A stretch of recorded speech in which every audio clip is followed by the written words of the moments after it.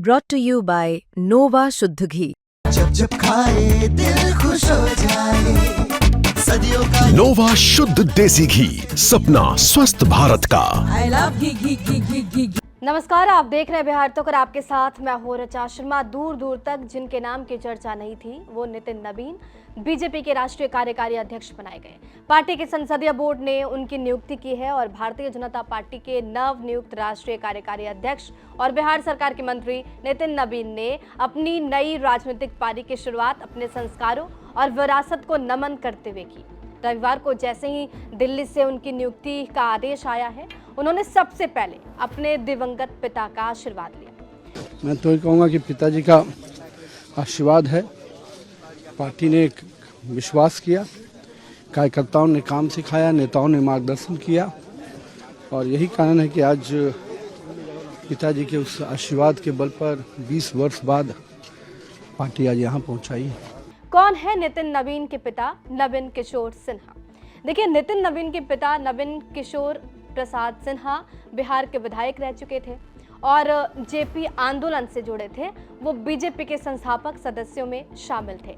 पिता के निधन के बाद नितिन नवीन ने सक्रिय राजनीति में कदम रखा और संगठन के विभिन्न स्तरों पर काम किया। ये साल 2005 की बात है। बिहार की सत्ता में महापरिवर्तन हुआ था। लालू प्रसाद यादव के शासन का अंत करते हुए नीतीश कुमार के नेतृत्व में नेशनल डेमोक्रेटिक अलायंस यानी कि एनडीए ने सरकार बनाई। उस समय राज्य में बीजेपी के 3 बड़े नेता थे, सुशील मोदी, नंद किशोर यादव और नवीन किशोर सिन्हा। पटना में ये बीजेपी के पिलर माने जाते थे। बीजेपी की मदद से नीतीश की सरकार बनी तो सुशील मोदी बने डिप्टी सीएम और वित्त मंत्री। सड़क निर्माण मंत्रालय गया नंद किशोर यादव के पास, लेकिन नवीन किशोर सिन्हा को कोई पद नहीं मिला। लंबे समय से बिहार की राजनीति कवर कर रहे आज तक से जुड़े वरिष्ठ पत्रकार सुजीत कुमार झा बताते हैं कि उस समय ये आरोप लगे कि मंत्री नहीं बनाया गया। इसी वजह से नवीन सिन्हा को सदमा लग गया और नवीन किशोर की मौत हो गई। इसके बाद उपचुनाव हुआ। इस तरह नितिन नवीन की पॉलिटिकल एंट्री हो जाती है। नितिन नवीन पहली बार साल 2006 में विधानसभा उपचुनाव जीते। पश्चिमी पटना की वो सीट थी जहां से उनके पिता लड़ते थे।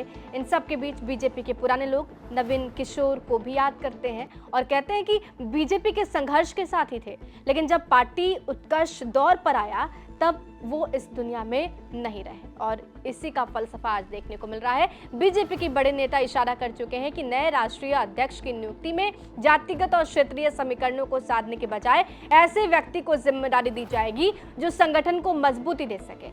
विश्व की सबसे बड़ी पार्टी के रूप में बीजेपी का विकास विशाल आकार है और अपने ही बोझ के तले ना दब जाए, ये चिंता नेतृत्व को सताती रहती है।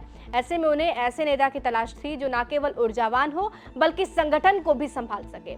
ये तलाश नितिन नवीन पर आकर समाप्त हुई। अब नितिन नवीन के सामने अपेक्षाओं पर खरा उतरने की चुनौती रहेगी। वो कायस्थ बिरादरी से आते हैं जिनकी गिनती कम संख्या होने के कारण चुनावी गणित के हिसाब किताब में नहीं होती। अब यही उनकी ताकत है क्योंकि कास्ट न्यूट्रल माने जाएंगे। बताया ये जाता है कि आरएसएस को भी उनका नाम पसंद आया। ऐसे में संघ, संगठन और सरकार तीनों की पसंद के रूप में नितिन नवीन बीजेपी के तीसरी पीढ़ी का नया अध्याय लिखने को तैयार है और पिता का आशीर्वाद उन्होंने ले लिया है और आगे बीजेपी की कमान भी संभाल सकते हैं। बहरहाल आपको ये जानकारी कैसे लगी कमेंट बॉक्स में जरूर लिखिएगा। बने रहिए हमारे साथ, देखते रहिए बिहार तक।